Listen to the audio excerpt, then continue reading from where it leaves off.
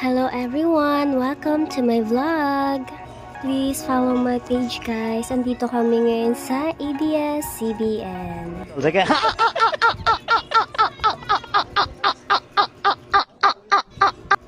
Kapag may kaibigan ka nga ng mga abnormal, no? Hay nako.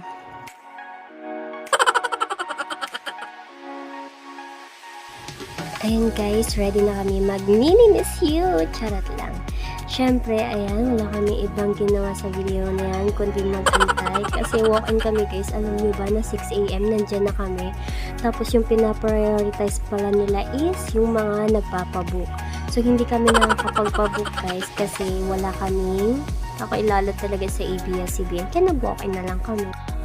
Tapos alam nyo ba guys, yung nakakaloka. 6 AM nandyan na kami. Tapos yung mga taga-FEU students, 9:30 na dumating guys. Pero kita nyo naman, naunahan pa kami. O diba? Ang gagaling. Nakakaloka. So, malapit na tayo sa exciting part. Ayan. So, ayan guys. Yan. Tapos na kami magpa-swab tests. Okay, video muna.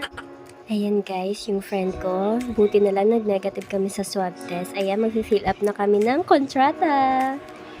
Finally guys, makakapasok na talaga tayo ng It's Showtime. First time namin talaga maging live audience ng It's Showtime guys. Ayan, pupunta na kami ng studio. Yung kaibigan ko, diba? Kita nyo naman kung gano'ng kakulit. Ang ko kung saan ba nagmanap yung pang to? Diba? Napaka-hyper. Yung feeling na kami yung nauna, 6 AM, nandyan na kami. Tapos yung 9:30 AM, mas nauna pa sa amin. Kita nyo naman guys, yung mga estudyante dyan. O, diba? Ang ganda pa ng lakad nila. Tapos kami nasa hulihan. Oh my God, nakaka-bad trip talaga. Pero it's okay. At least, yung mahalaga naman is yung makapunta talaga kami ng It's Showtime. Makita namin si Meme Vice. Oh my gosh, so excited. Ayun guys, malapit na kami sa studio. Okay. At ito na nga, oh my gosh, ayun na sila. Nakakaloka, nakaka-excite. Alam mo yun, makita sila personal. Oh my gosh. Grabe talaga yung happy ko dyan. Yung habang nag-video ako guys, alam mo yun kung saan ako nakatingin.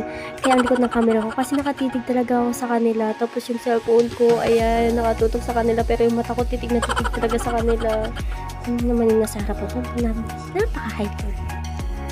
By the way guys, kung gusto nyo maging live audience ng It's Showtimes, so kung gusto nyo pong mag-walk-in is kailangan maaga ando na kayo para mauna kayo sa pila. Tapos ilista nyo kung sino yung mga nauna sa pila. Ayan, kasi yung ipa-priority nila dyan guys is yung nagpapabook, yung may mga kilala dyan sa ABS-CBN.